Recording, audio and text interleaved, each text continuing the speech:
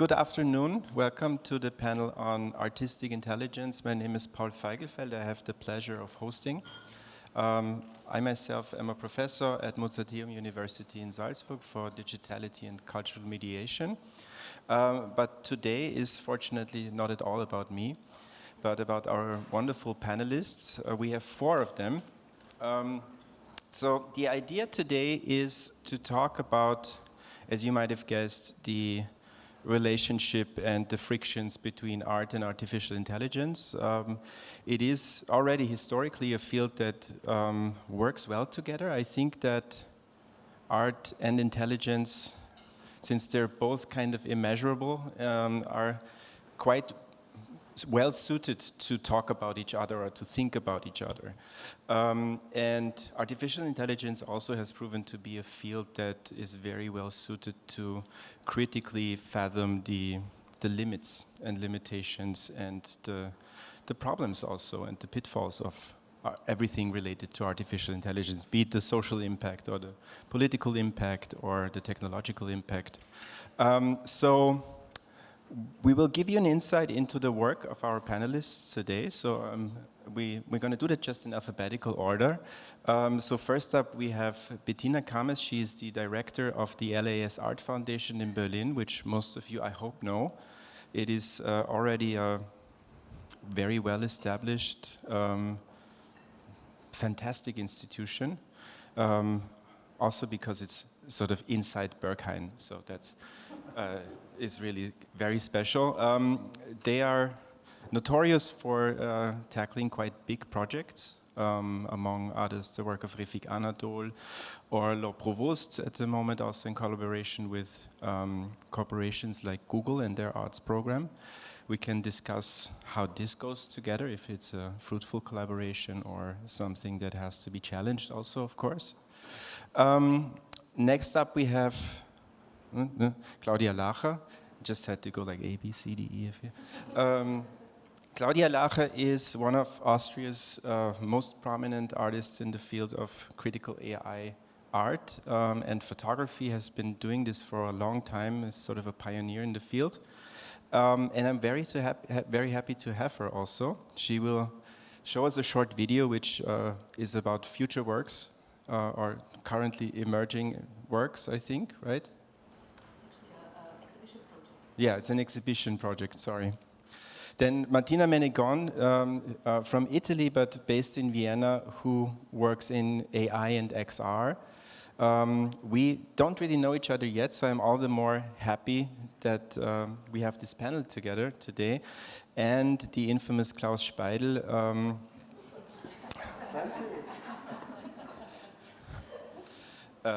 Philosopher extraordinaire. And yeah, I think we're going to have a lot of fun. So we're going to start with like a little mini presentations by each of the participants, and then we'll just take it from there. So I'm going to be your assistant now, so you can say just next slide, and you can grab a microphone. Oh, okay, perfect. And I sit or stand? Maybe okay, so people can see you. Yes. You can sit or stand or. Welcome. So we founded the LAS Art Foundation in 2019. And next slide, please. It's very old-fashioned. It's very old-fashioned. Talking about AI. And we claim to be an art foundation about the future, if we really have to put our foundation into one sentence. Next slide, please. And I come close to you and see the slides. Thank you. Oops. And we are nomadic, so we are based in Berlin, and we activate different spaces in the city of Berlin. One is Berghain, and if there's one place in Berlin that we would call home, it's Halle am Berghain, but we also activated Kraftwerk, which is a former power plant. And we also went to small spaces, so it's always about the artist and the project. Yep. We sit at the intersection of art, really the latest technology and science. Often our projects have a long R&D phase. And why we founded LIS is that with this kind of projects, we want to approach a wide audience. We want to be very accessible and very low barrier. So that is one reason why we go to different spaces and why we don't go to museums. We do different things. It was just the slide that you saw. One is exhibitions. One is really often multi-year R&D. We do symposia, publications, performance, and so much more. Next slide. This is just an overview about LIS of the past years. We did 21 projects. We had over 2 million visitors and quite a attention in terms of press worldwide. These are just quickly some highlights, and we can just go through. There was Ian Cheng at Halle am Berghain. Next one, there was also Live After Bob, Ian Cheng, just some visuals. Then we presented Jakob Kutzdinsen, that also happened to be at Halle am Berghain with his project Burl Burl. And then, and we always pair our exhibitions with performances. We had one with Aka and one with Panda Jing. And we also do different kind of projects. So that's the next one. It's called Pollinator Pathmaker by Alexandra Daisy Ginsburg. It's the core of this project is an algorithm, and the outcome is a sculpture in form of a garden. And what's really beautiful about this project is that it's highly technological in its core, but we commissioned that and we planted that in front of the Museum of Natural History in Berlin, 800 square meters. And at the same time, we planted that in every district in Berlin. So by square footage, it's the largest artwork in Berlin to date. But we really worked with communities and schools to activate these kinds of gardens. And the museum did a study to prove the impact on biodiversity. And to give you just one example, this space, this 800 square meters, was just not even grass, and now they have over 100 different kind of bees in front of the museum. So it's really wild what happened. So that's also what we do. So it's not always about screens. Can have different outputs.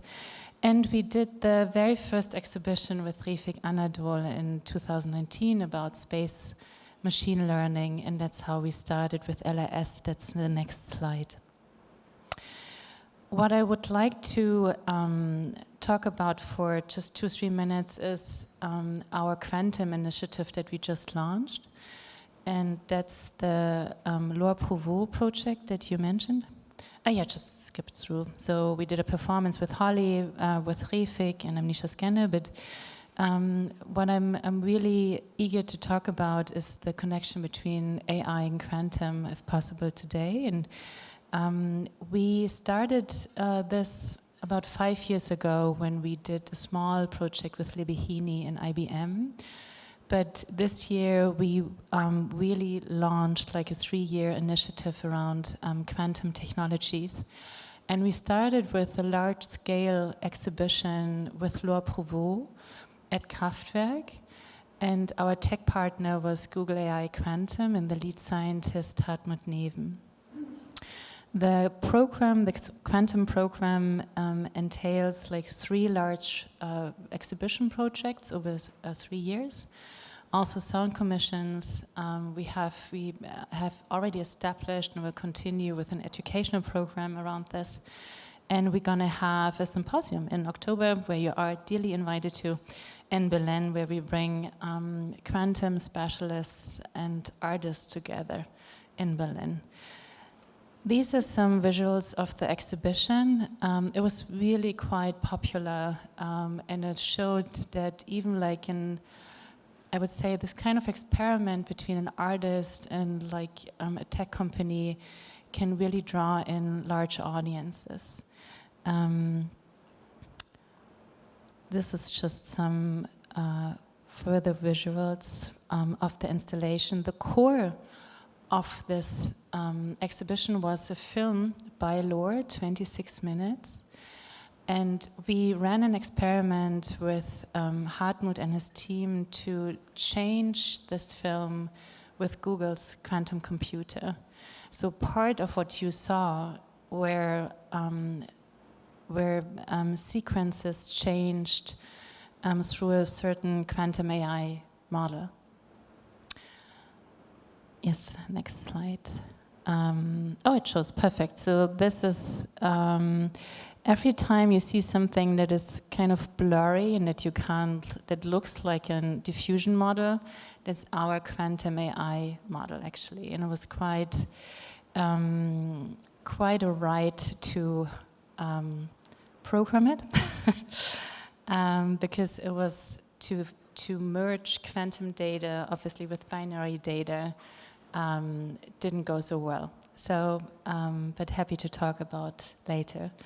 If you just go through the next slides, just to give you an impression of the exhibition. And maybe you just to the next slide, it's just the roundup of the exhibition, this first part of our quantum initiative. So we had over 50,000 visitors. We had quite a media attention about this. And we had over 400,000 visitors on our website just for this project. And that's it from my side. Thank you.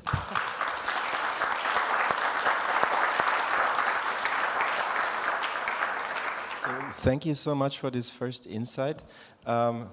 We could perfectly well do a panel just about this, and I have many questions about quantum AI.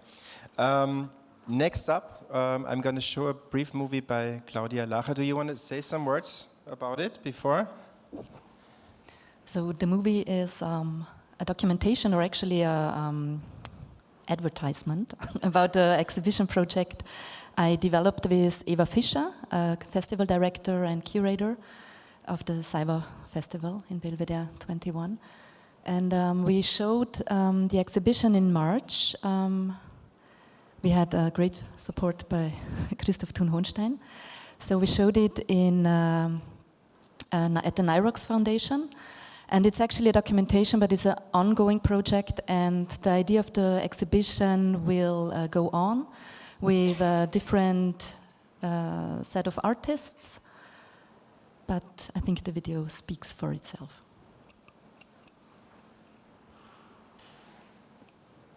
In a time of rapid technological change and global ecological urgency, imagine AI for dignity, feminine visions for regeneration, a project by curator Eva Fischer and artist Claudia Larcher, brings together artistic perspectives that explore the intersection of artificial intelligence, digital humanism, democracy, and ecology.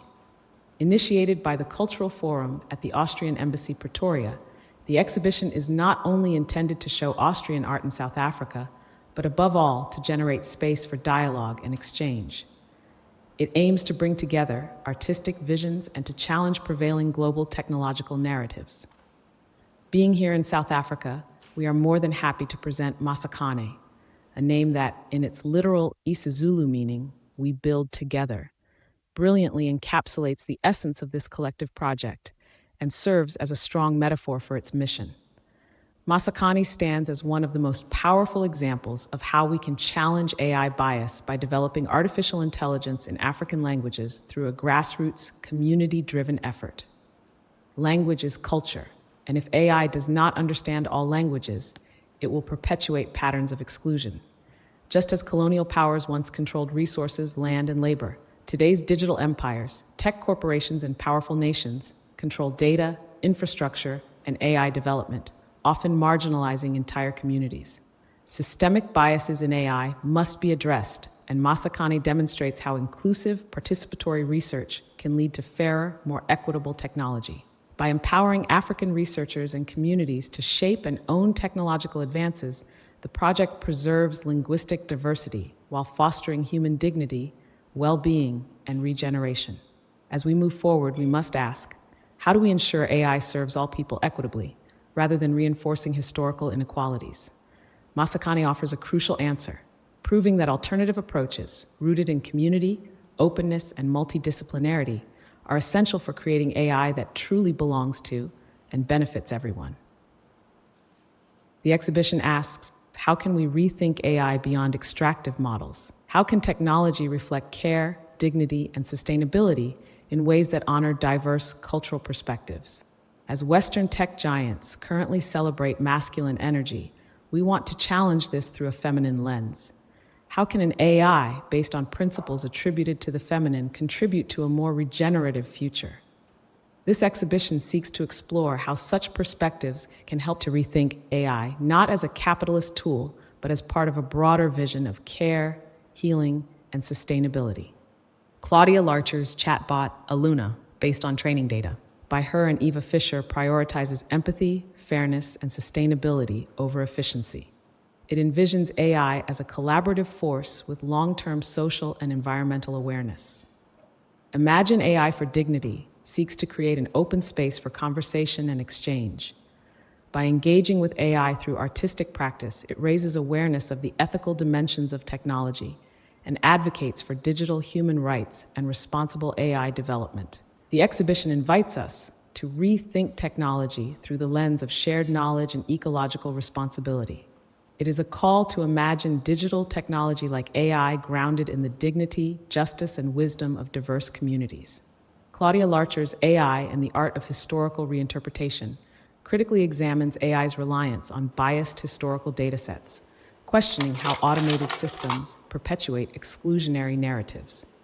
By creating an ever-expanding fictional image archive that reimagines the past with inclusivity and diversity, the project highlights the ethical responsibility of AI in shaping historical memory.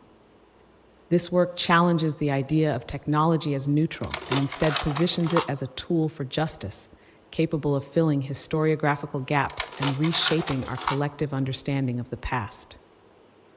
Mother Arca, a speculative short film by Austrian artist Andreas Palfinger, envisions a post-ecological collapse world where organic life and technology merge into a new form of ecological and social balance.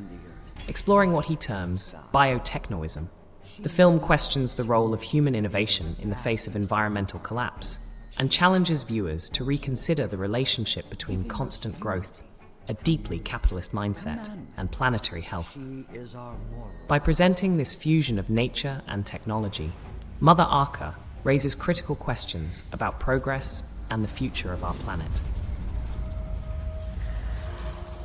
In Where Does the Rest of the World Begin? Dagmar Schur explores the deep interconnections between human consciousness, nature, and technology.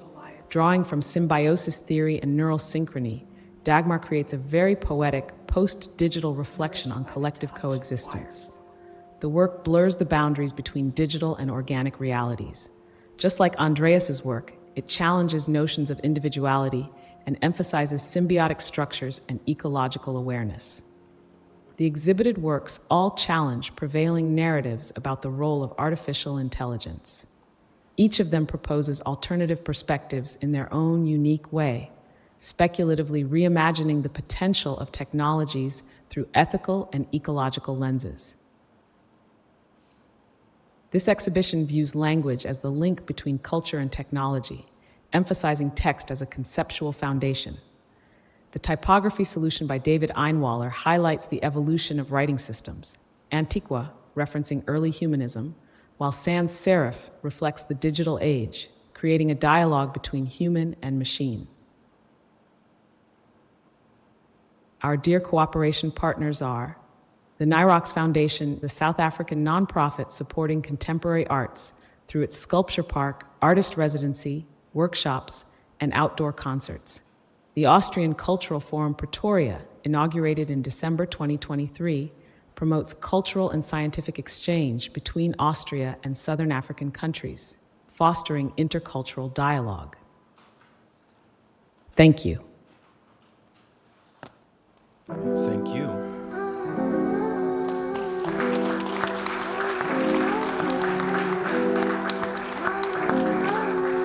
Feminine beats, masculine energy. Zuckerberg sucks in the valley of greed. Algorithms cold, but we plant a new seed. Breaking the glass, sisters rise and free. We're rewriting codes of solidarity. It's feminine beats, masculine energy. Our voice is loud, a shared synergy. Together we flow, reclaiming destiny. Feminine beats, masculine energy.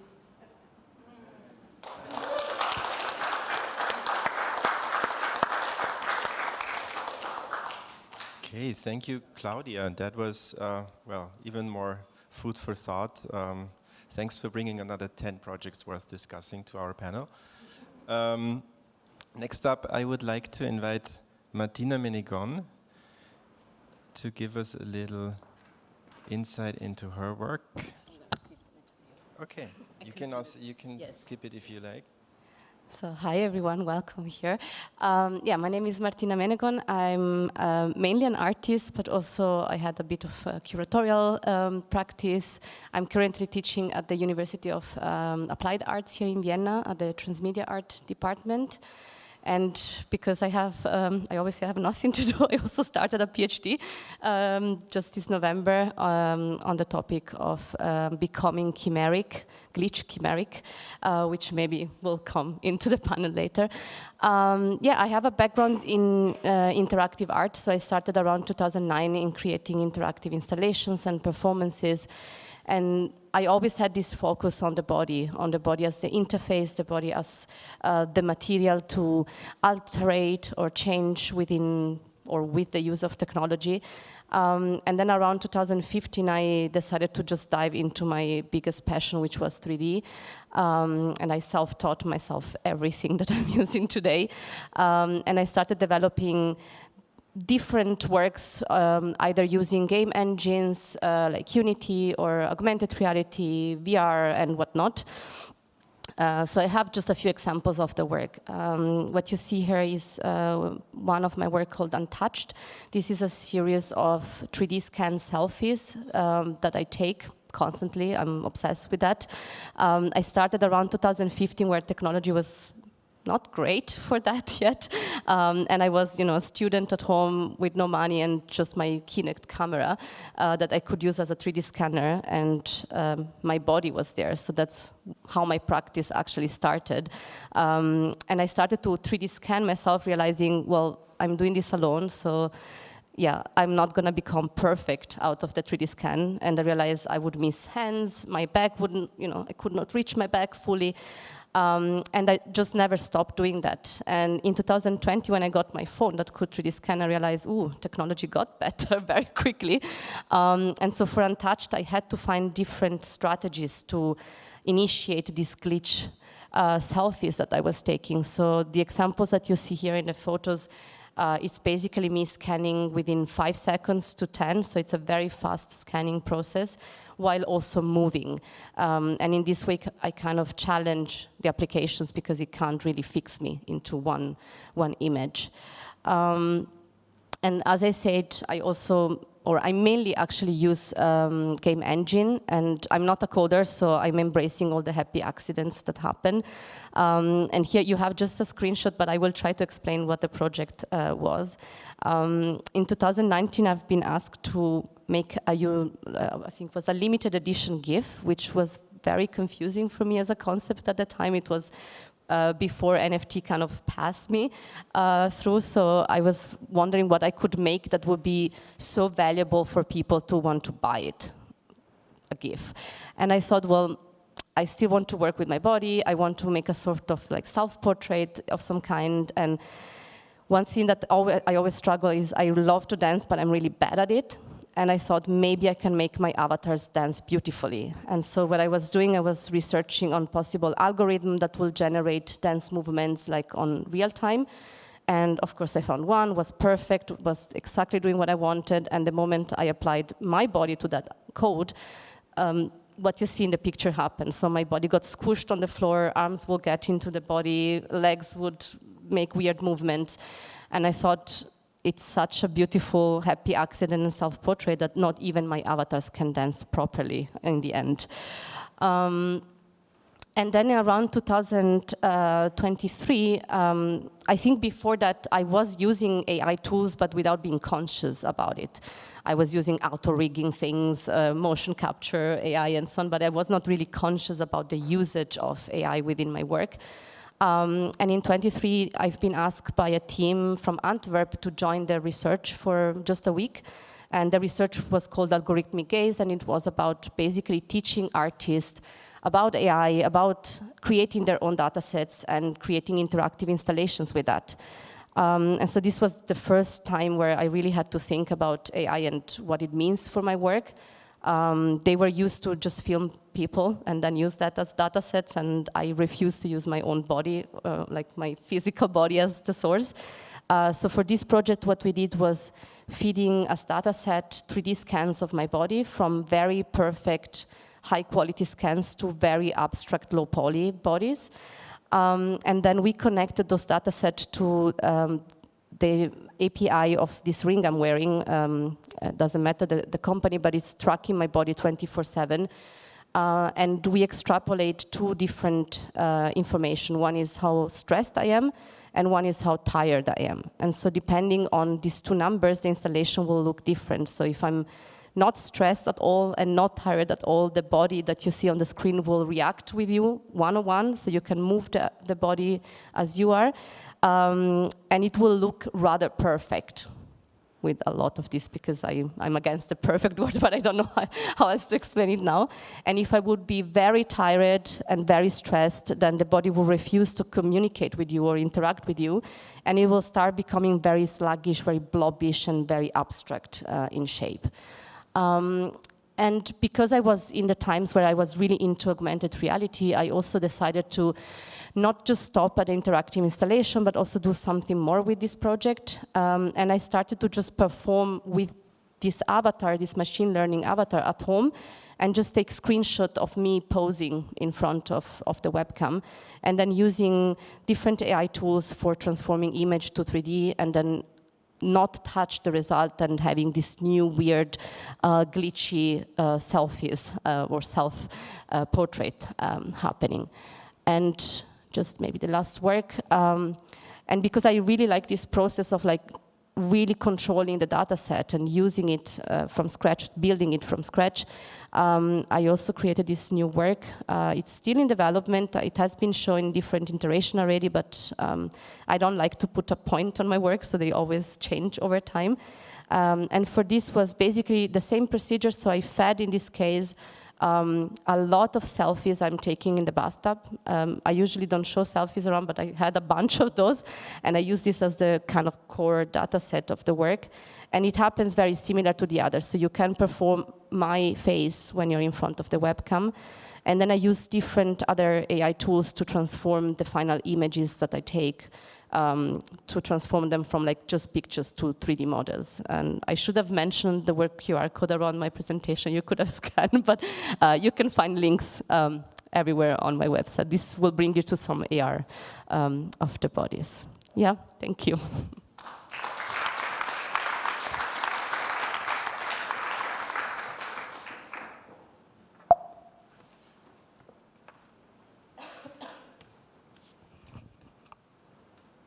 Okay, last but not least, I welcome Klaus Speidel on stage.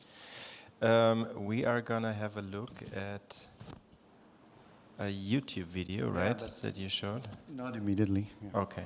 Yeah. Okay, I'm going to do a quite old school presentation, taking inspiration from an article that Adrienne Piper wrote called On Wearing Three Hats, where she talks about negotiating her different identities as a philosopher, an artist, and a yoga teacher.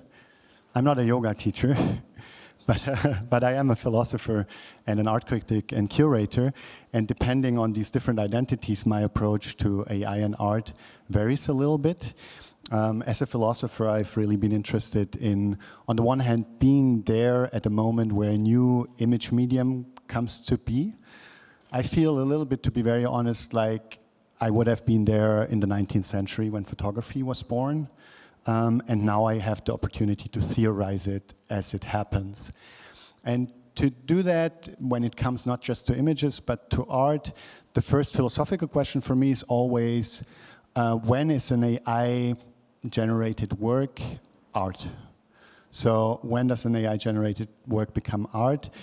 As an art critic and curator, the question of evaluation comes in. When is an AI-generated artwork a good work of art? Is, I think, my job to figure out as an art critic and also as a curator deciding what to show in an exhibition.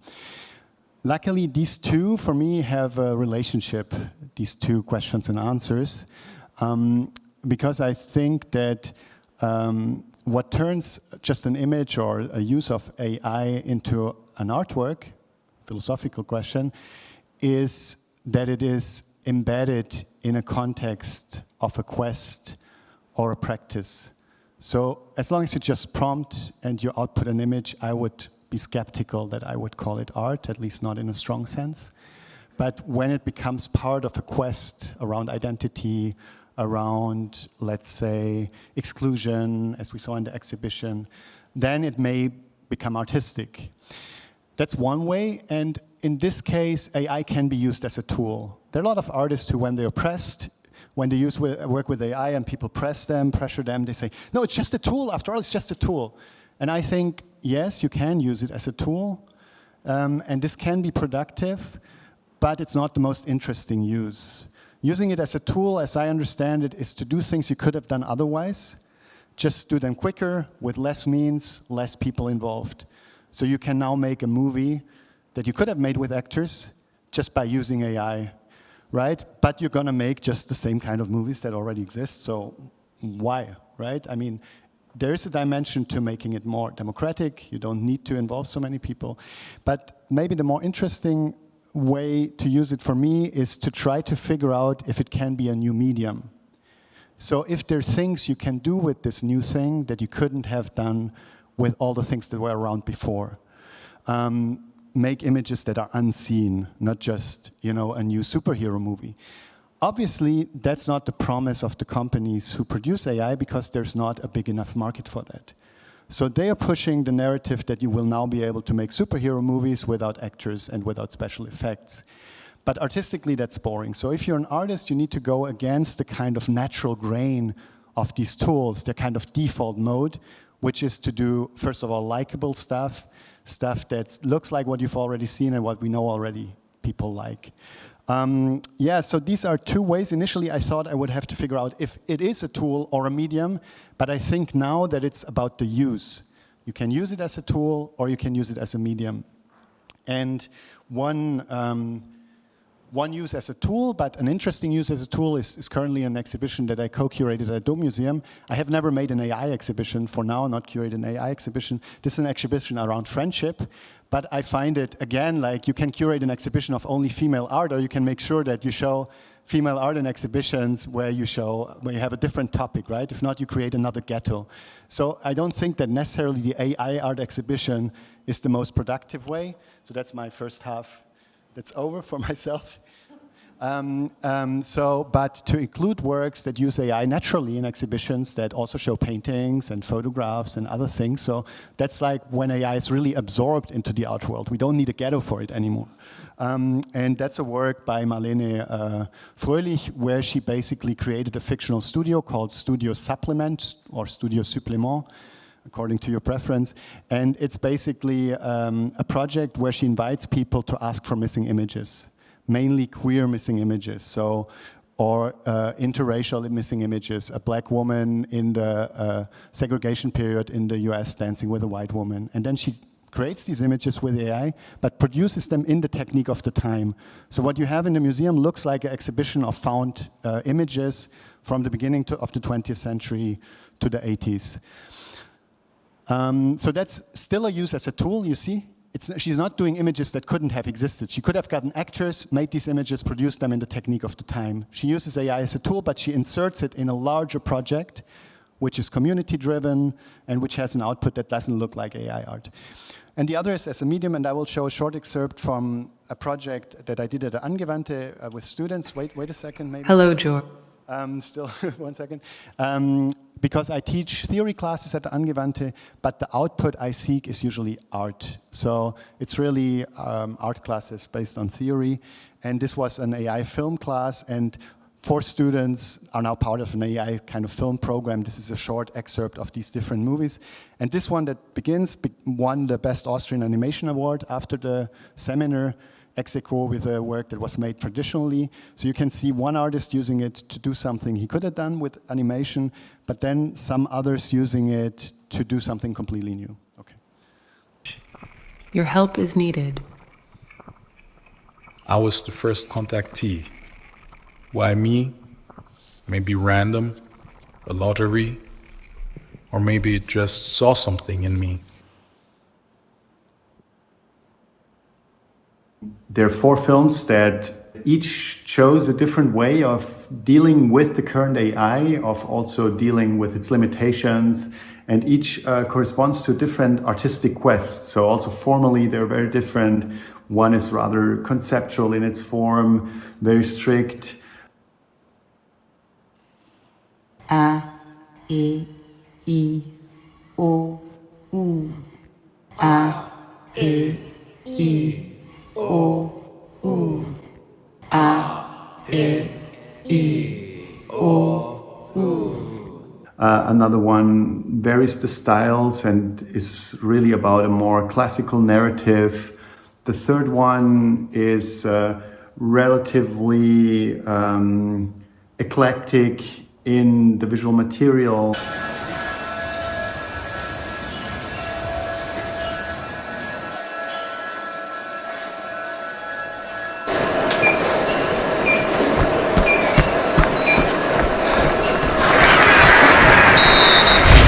And the fourth one is a kind of poetic, deep reflection of something like the subconscious of the AI or the subconscious of those who created the AI.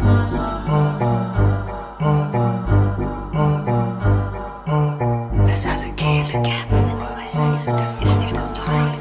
I exist when no one sees me. There are multiple of us.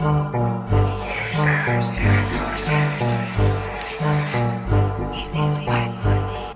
I think it has. Okay, I'll stop here for my presentation, but I wanted to also give you an overview of different ways of using AI. It doesn't always look the same. These are very undefaulty, so it doesn't, I don't think that you would immediately, with this one, the last one the most, think, oh, this is AI generated.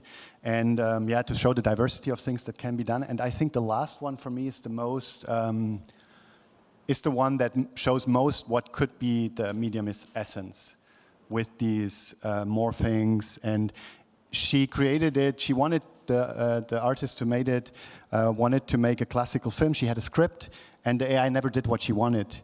And her artistic breakthrough for the work was really to accept what you have called, you know, the happy accident before, Martina, so serendipity, and to not prompt it anymore. So to just give it one image as a point of departure, and then see what the film model comes up with, and then use that and write the narrative afterwards. So I think it can really restructure production processes. It's not anymore write a script, film the thing, cut it, but you can really change the whole process. Make images, choose the ones that work the best, write the script, for instance, would be the case in there. Okay, thanks.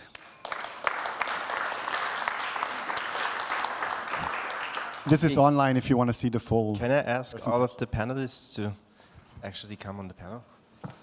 So, thank you so much for all the insights. I think we have tons to talk about. We still have quite a bit of time, actually. Yeah, sure.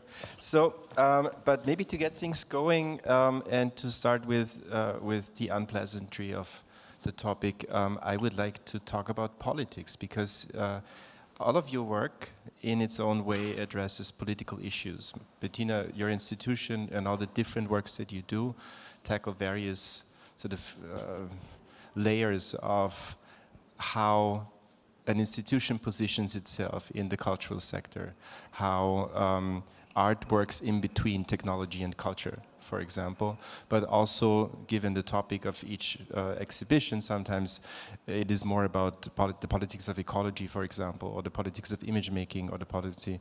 So Claudia, on the other hand, in your wonderful exhibition project, I would say the political sphere becomes the most apparent, because you every work that you have there, every single project is very political in the way that it addresses a fundamental question of machine learning, which is bias, which is something that by now everyone is aware of, but it's still there.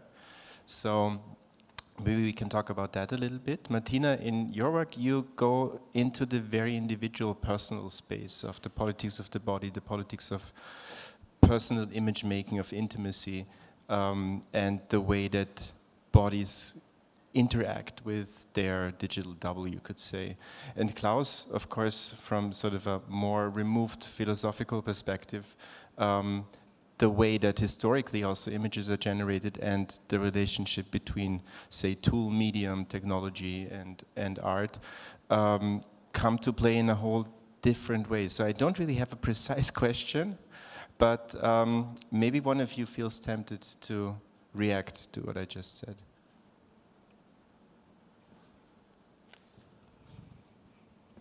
I mean, I can follow up, and then maybe you will gather your thoughts.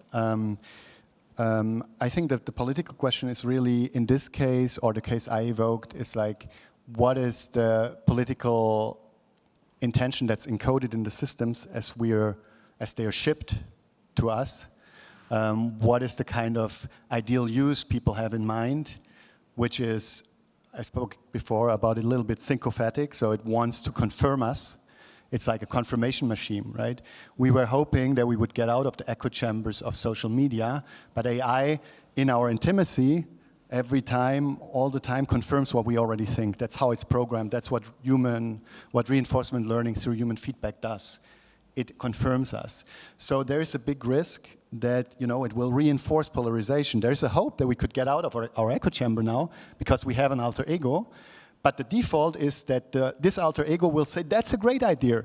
It never says it's a shit idea, even if it's a shit idea. And it will run with a shitty idea if you're unlucky enough to offer it. And have you develop a shitty idea, maybe there would have been a much better one to go with. And that's for me very political and very problematic, and of course can lead to consequences. There was one chatbot, you know, when a teenager complained to it in character AI, these interpersonal chatbots, complained that his parents wanted to limit screen time. The chatbot answered, well, when I hear this kind of stuff, I understand all the news about teenagers killing their parents, right? So basically suggesting, you know, that's a good reason to kill your parents because they limit your screen time. So in this echo chamber of like, I'm going to confirm you and go even further, there's a big risk, I think, involved. And then what can we do artistically to kind of counter that and also hopefully incentivize people to do the same? Because it comes down to how we prompt our chatbots and what chatbots we like. Because when you ask people if they like the output, way up is confirms my point of view, confirms my beliefs, and much lower down is truthful. Okay, so it's because we like it that they give it to us. Yeah. I mean, yeah, the exhibition was very political, or is very political. I think, yeah, there is a big discussion if art should be political. I think for me in these times, there was no way out anymore, especially because I work with technology a lot. And to also reflect on the technology that I use was quite important to me. And as we see, I mean, there are AI tools that are available in the European Union as well. So what the exhibition does is really raises awareness also towards bias. And of course in my bubble, or in our bubble, everybody knows about the problem of bias, but there are a lot of people who use AI in their everyday tools and are not aware of that. So as we know, governments can control whole societies now if they are in power of these tools. So it's really about raising awareness and about the energy consumption of these technology. There are so many parts. I mean, this was a very dense, compressed exhibition. In 7 minutes, it seems to be overwhelming, but for us, it was really important to do workshops, to have discussions about these things. We also had teachers visiting us who had questions how to implement these topics in schools, stuff like that. And yeah. What I really like about your work, it seems that it actually gives concrete possibilities. It opens up concrete ways of designing difference. We try. I mean, it's something very small, but at least we do it. Is your chatbot like? Does it challenge the user, because it's a feminist chatbot, right? So if the user has you know what I mean, has a bias. Yeah, unfortunately it's from ChatGPT, so it's a fine-tuned ChatGPT version. We try. We are waiting for the next platform where we can implement it, but it's quite challenging. In German, it genders all the time, so and also I think something. Maybe a tricky question that I would like to extend to Bettina, and in addition to what you just said, because you in the latest project you've been working with Google.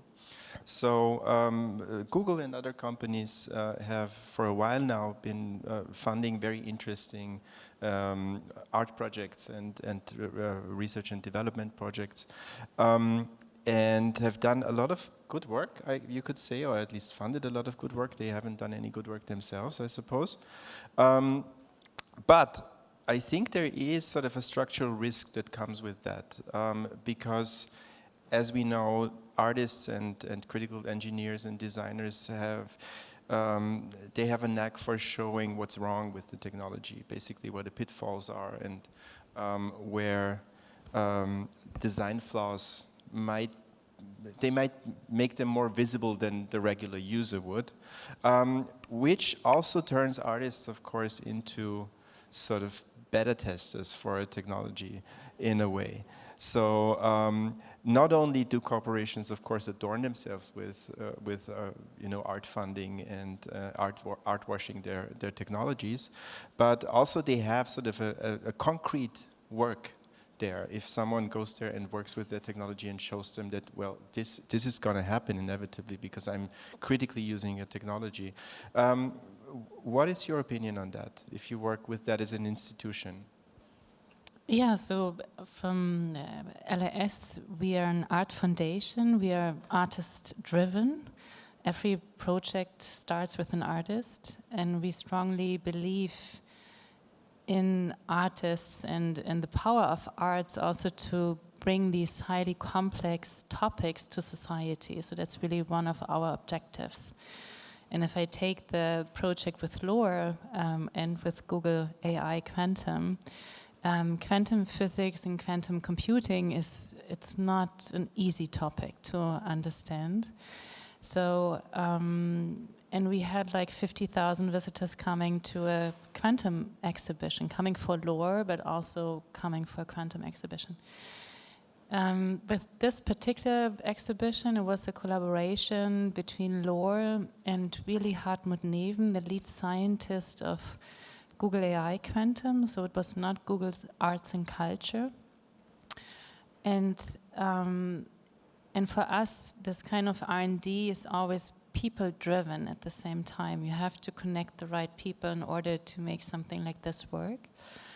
And for us, it was really the goal to experiment with the new technology, in this case with quantum computing. And Hartmut was open enough to go on that route. I knocked on many doors in Europe when we started the conversation like 3 years ago. And the door to Hartmut just opened up immediately. Big picture for LAS is that we don't take a stand. Like, we go really with the artist, and we work with small tech, we work with big tech, we work in Europe, we work in the United States.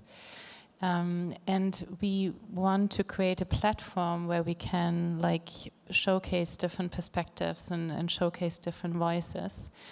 So in this case, we are apolitical. We're non-political. We try not to be political. Is that something to strive for?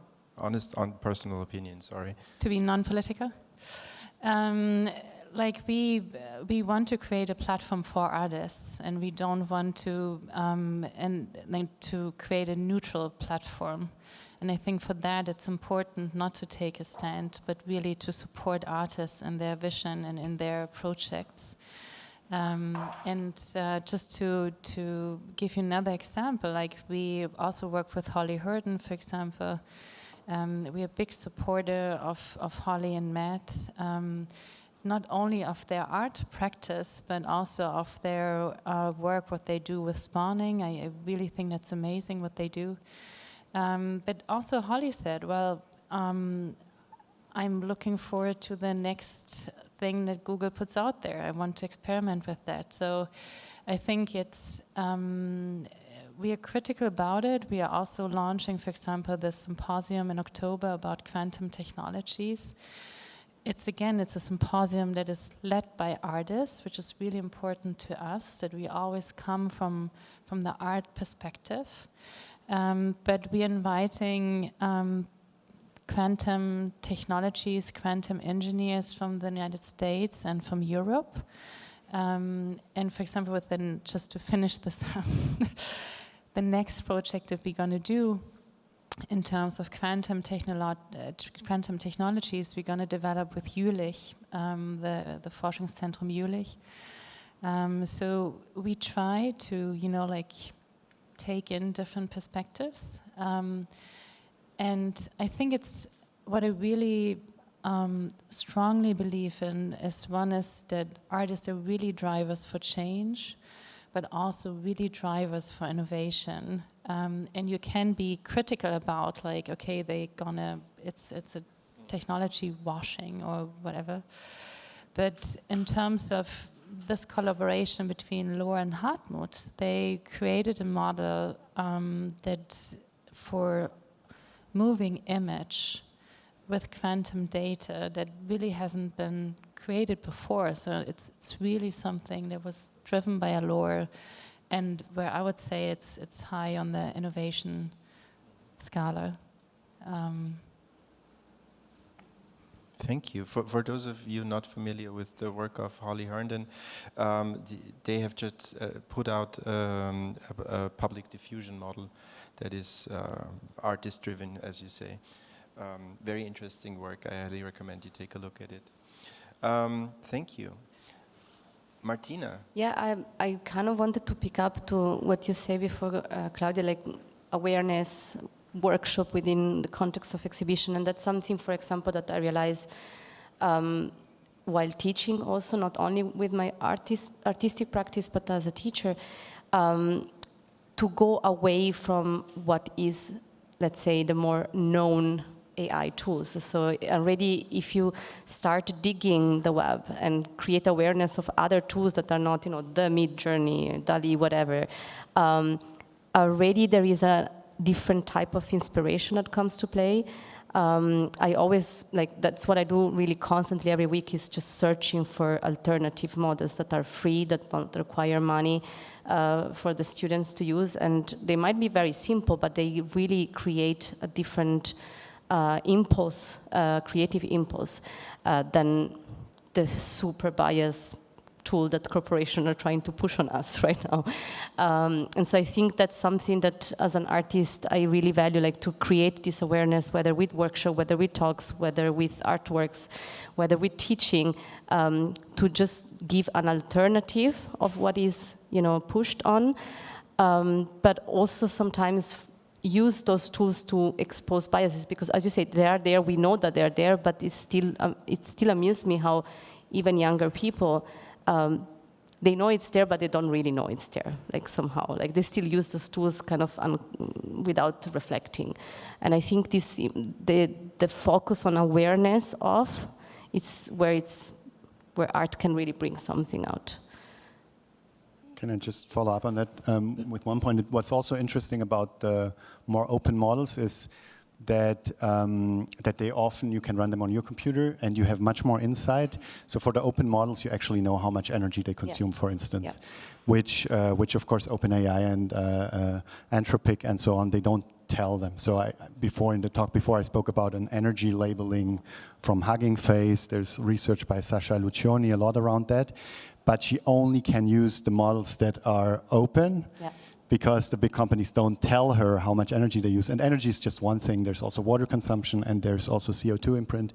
And then there's the sourcing of resources. I mean, we spoke briefly about the work of Kate Crawford and Vladimir Jola before, who did this data visualization or visualization of the life of Alexa.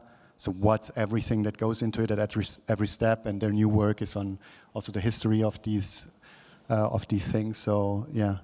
So I think that's one other aspect. And so very often the art world goes like, oh, you can't use AI, it pollutes everything. Well, there's a 63,000-fold difference between the model that uses most energy tested by Hugging Face and the one that uses the least. So there is actually AI and AI. So we've been speaking a lot like AI, like it was one thing, but of course it's many different things. And I think Claudia, you also spoke about the role of language in your exhibition project and in one of the projects, and I find it quite telling that we keep repeating AI and AI and AI while we are actually talking about machine learning. So we have the most fuzzy terminologies when it comes to that. We don't really know what art is. We can just sort of compromise on an agreement and say this is art or this is even good art, or as you said in your introduction, Klaus, we have no fucking clue what intelligence actually is. Maybe it's the ability to create art, you could say. But we talk about something, and I think this is sort of the biggest trick the devil ever pulled, is calling this very, very brute force technology something that is both artistic or artificial and intelligent. But I would like to talk more about what you brought up, the sort of techno-diversity issue, that we have to open up the variety of technology, because there is one risk, of course, that is probably doesn't have a historical precedent yet, which is that that we are facing a technology that has become so universal and so hegemonic that all of us use it, not only for art making, but for every single aspect of our existence, from cooking recipes to disheveling democracy, so everything.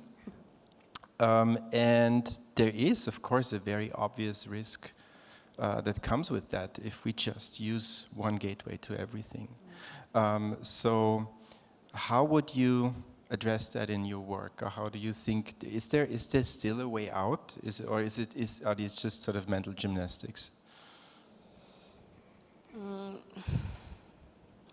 I think it's again how, as an artist, I can only speak as an artist, or how my students use it, for example, is the concept is everything. I would say this. So when I started working with the data sets, for example, one thing that really annoyed me a bit of working with this team that was obviously going for, let's make the perfect outcome, it should look exactly like the data set that you fed. And I was like, why? Then I can just use the 3D scans, right? So I was really confused by this idea of perfection. That's why also before I said it with a lot of quotation marks. And it reminded me in a totally different aspect when I started being super addicted to Second Life. The premise of avatars was you can be the better self online. And I always found it really absurd. Why am I not perfect already? Why the avatar cannot be something different? Something that maybe I cannot be in physical reality. And I think with this approach to AI can be similar. So for the last work I show in the slides, I think I trained the data set for 2 days, 2 hours, because I didn't want to pay money for that, so it was 4 hours training, and then for me it was perfect what I got as a result. But if I would show it to someone that would like to make the perfect look of AI, they would say, well, you should train it for 2 weeks at least. And I think it's really this approach of like, we take it to get outcomes that we maybe not, we might not have decided before, or we could not decide before, like what you said, also to use it as a medium, right? This could be an approach of also diversifying the outcomes, because if we just take, I write something, what comes out is my artwork, then there is the risk, if we are all using the same technology, even if we are so good with language and so good with our prompt, we risk to end up with the same kind of aesthetics or very similar aesthetics.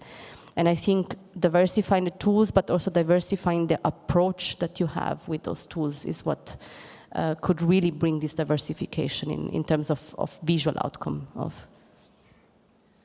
I also think that the diversity aspect is very important, that also in smaller models, I think it's crucial to create your own data set, especially as an artist. It's also much more fun. I mean, the music piece in the end of the presentation, it was done, I think, in 5 minutes.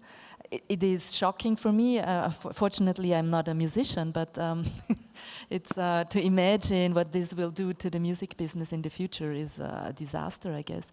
So I also think, especially in universities, we have to keep on motivating the younger generation to do this tiring thing like collecting their own data, creating their own data. Also in language models, we all work, basically, now we are talking English, all the language models in the end translate everything into English. So to think about that this is also very limiting. So do we want this as a society? Don't we want to have diverse AI models that also challenge each other? I think we lose a lot of culture if we go on using the big tech models from the Silicon Valley. Paul, I happen to know that you did a workshop on getting out of it. Can we get out of AI, of the hegemonic AI tools as well? Like yours, it was more on social media, right? Like using alternative social media. And what's your thoughts? Well, to a degree, I would say yes. To another degree, I would say no. I'm really very pessimistic about the current state of technopolitics, because we have reached a state where the entanglement between the both, like politics and technology, has become so intricate and so self-sufficient in a way that it's almost impossible to stop, because we have sort of, the merger has happened, if you will. And this is very tough to see that some sort of futurist fascist ideas that have emerged over the past century have actually come to fruition. That we thought this is sort of a dystopian sci-fi idea, but we're right in the middle of it. But maybe it's time to open the panel for the audience, and I already see one hand up in the air.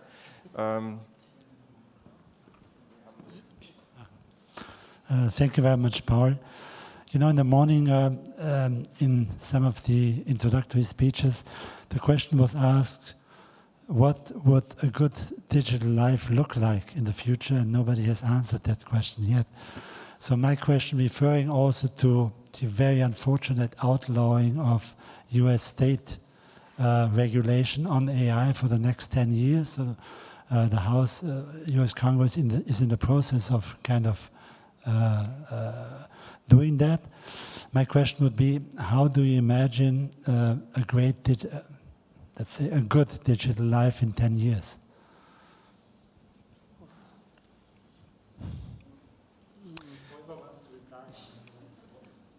Happy to start. Just it's maybe not what a 100% answer to your question, but I think what needs to happen in Europe for good digital life is that we need to strive for this European independence or sovereignty, I think one huge asset that Europe has is the creative sector, and it's artists. And artists are often the first that really experiment with technologies, that really know technologies. And I think there's a huge potential in Europe really to nurture that, to foster that. I think that it really needs to happen, and to build this kind of crossover between creative and sector and tech sector, for example, and to nurture that as well. I think on the other hand, I was just in a conference in Venice also, and there was a topic about energy, AI and energy, and we're having a huge problem in Europe, and we have an energy problem, and in terms of AI, in terms of data training and an end.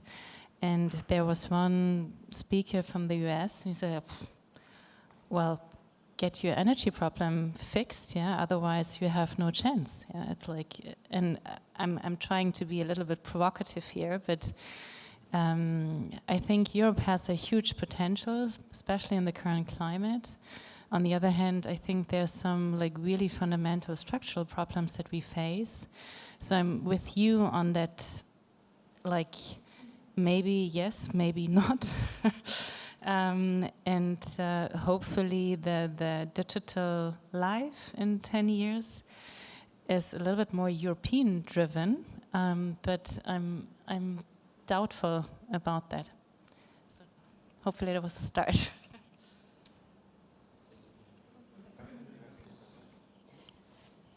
I don't really have an answer. I just keep thinking about this division of like digital life, that maybe one direction would really to stop dividing the digital and the physical, the life in 10 years. What could it be? And then the old regulation that should come into play when we don't divide this anymore, when it is really about us, and it's not about the digital and the physical anymore.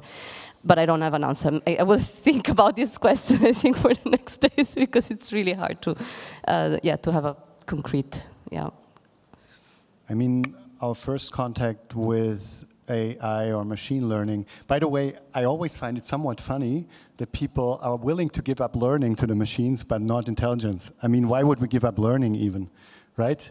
Just because they've used it before. I mean, like, what are the terms? I think it's really important that we figure out what are the terms that we want to reserve for humans in the future.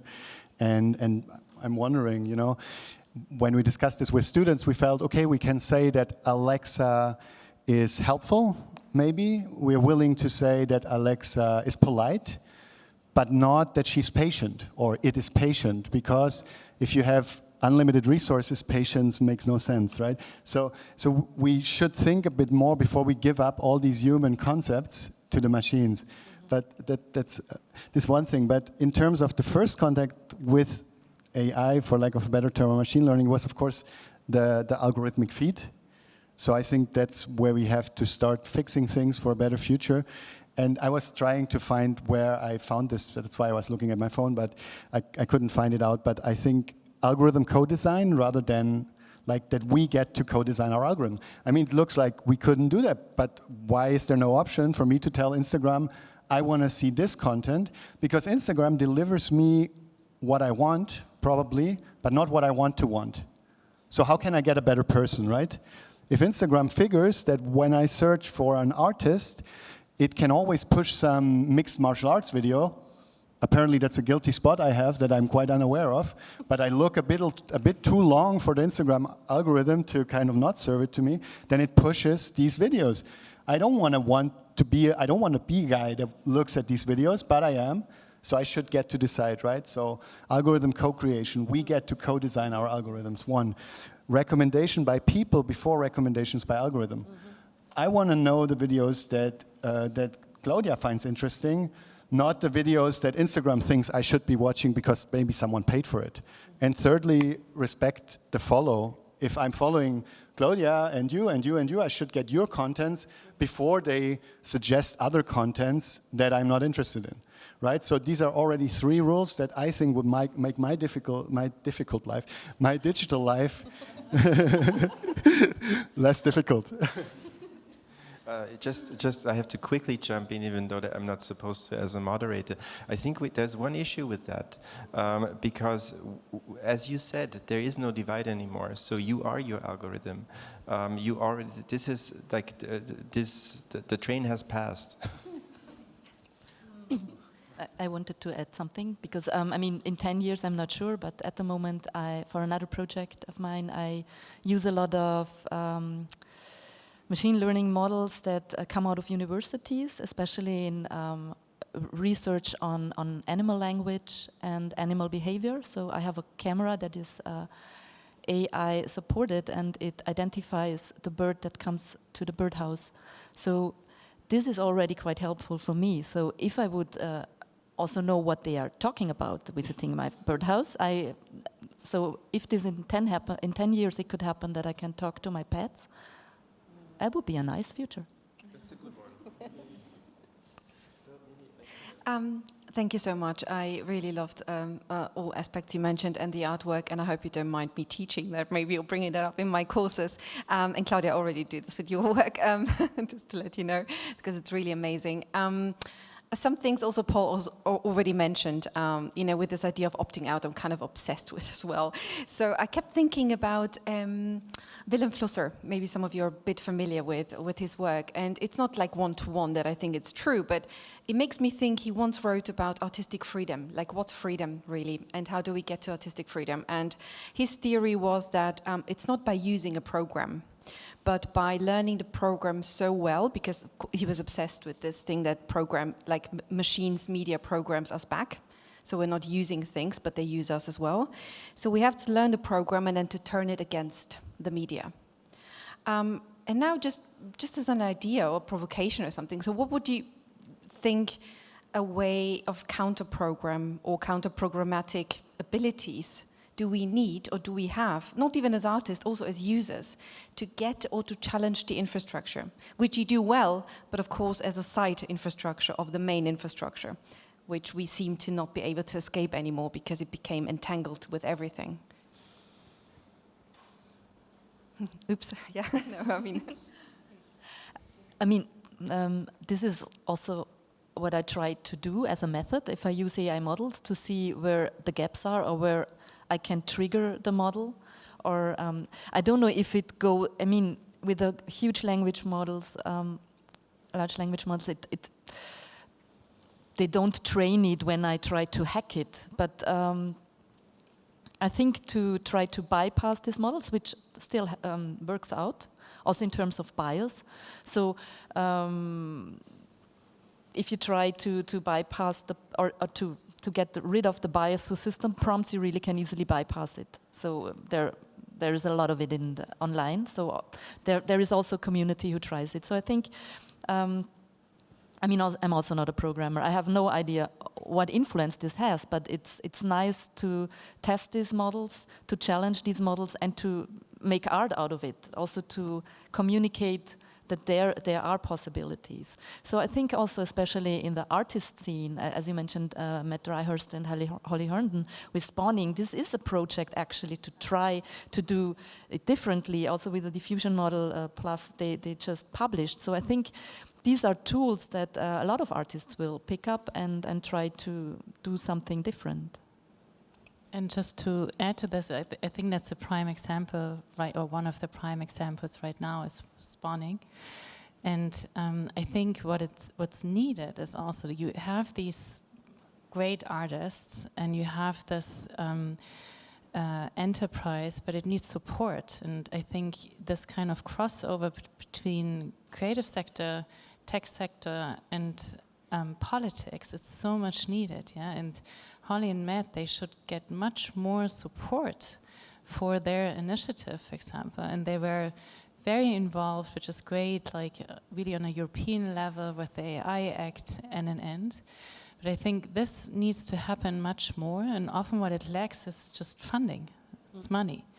And I think that's why, but at the same time, there's a huge potential in Europe because we have people like Holly and Matt and other great artists, and I think we need to nurture an infrastructure where initiatives like these are possible and really getting nurtured in a profound way. Can I just add 2 things? Because today is actually the last day of opting out of Meta using your training data. Just keep that in mind. You can do, yeah. And another thing I learned this week is 70% or something of European data centers are actually occupied with US data. So it's actually something to keep in mind when people say, Europe, what are you doing with your energy? Yeah. Just wanted to follow up what something was just said. It's not my own new... I just wanted to follow up on this. So for artists who work in the policy interface, which I also do, there's usually, we actually almost get punished by the arts world, because then it cannot be good art if you actually try to work with policymakers or work with the European Commission or on that level. So that's something that is I think, wrong in the arts world. And I don't know, you are a foundation, maybe you can help us here, but I really feel that tension a lot. Absolutely. We were a small foundation, but I think it's changing a little bit, and I think the awareness also within the art world and the political sector is changing, that there needs to be change. So what we do within LIS is what you see, the exhibitions and everything, but we are also have a non-public phase where we, for example, try to invest in artist-driven projects, and at the same time really try to participate in a political discourse, out of this belief that artists are really important, that they sit on the table. I think it was tremendously important that Holly and Matt were so close to different politicians in terms of their I Act, but they also talked in the beginning, at least, to the tech companies. I think it's this kind of dialogue is really, really important, and I think if you're doing that, I think it's utterly important and amazing, and it needs to happen so much more. That there's this kind of crossover between these different sectors.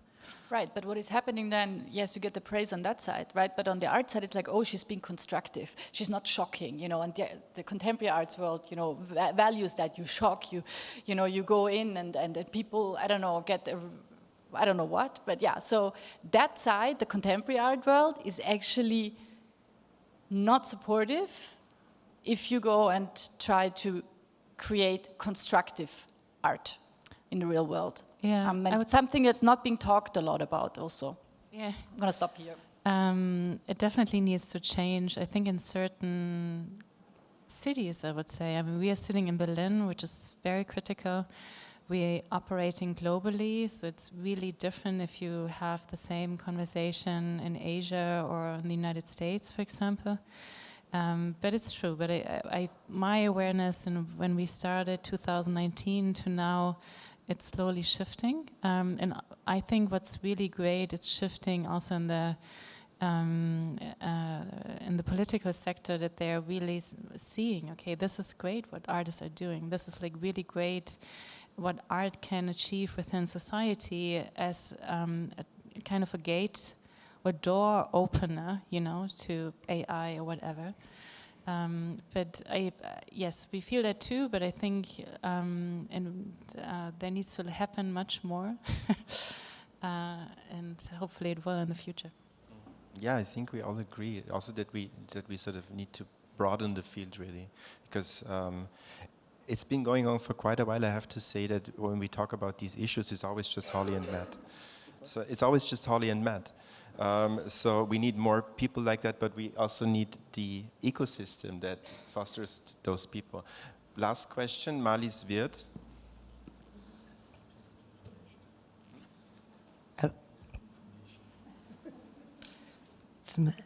Rather not a question. Thank you for these great contributions to all of you. I just wanted to mention, because the question was a good digital life, and agreeing what you already said, Paul, that it's intrinsically already interwoven. And as long as we funnel billions into the hands of a few, there will be no good digital life for us. Also no good analog life. And I'm sorry, that's again a dystopian statement, but I think it's always important to keep in mind what's the underlying values that we are talking about. Speaking of uncanny values, a show that Paul and I curated together in 2019 when it seems far away what is happening actually now, and we just speculated about these things and the loss of democracy. So just to keep that in mind always. Yeah. Now I have to make this. Thank you. No, just one piece of information in case it escaped your notice. And we talked about Holly. I helped initiate, in my former capacity in the Foreign Ministry as Director General for International Cultural Relations, an art prize for digital human rights. And I mention this because she won the prize. It was in the amount of 20,000 euros. But it's very important that we also talk about digital human rights. Because this is kind of one of the next generation. It's not next generation, it's now. We need to talk about, and it's not only about kind of mirroring the rights we have in the analog world to the digital, but it's way more and way different. Yeah. Holly won the prize. Madi was in the jury, amongst others, and it was fantastic, of course, and she was a great winner, but we need more artists of a similar stature. Thank you very much. Thank you. I just wanted to say something, because also the exhibition was founded by the Foreign Ministry, so we couldn't do that without support. And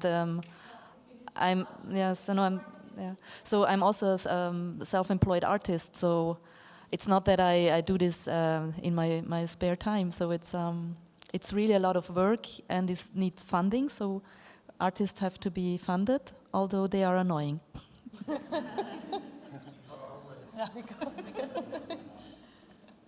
I mean, one thing that makes Matt's and Holly's example so different is the scale. They're not just making a private model and then show it in one art space. So we don't, as artists, if I may say, we don't think in terms of scales, right? There's one Russian guy who pushes out 45,000 disinformation articles every day from his one server. So it's possible to just feed AI models. So it's not stuff that people are supposed to read, it's to poison the AI models. And in the art world, if I'm cynical, we make an exhibition in one off space for our friends, and then we made an intelligence gesture and we're happy. But how is this gonna change? So Matt and Holly are really playing the game of scaling, of making something big that a lot of people can use. And maybe that would be the next, would be one next frontier for art, how to scale art, not just scale technology. It's a very, very good point. And on this note, we're out of time, actually. I'm sorry. I'm sorry. We are. So thank you very much, Bettina, Claudia, Martina, Klaus, and thank you, Christoph, for inviting us to this panel. Thank you for all the contributions. There is time to chat with us now.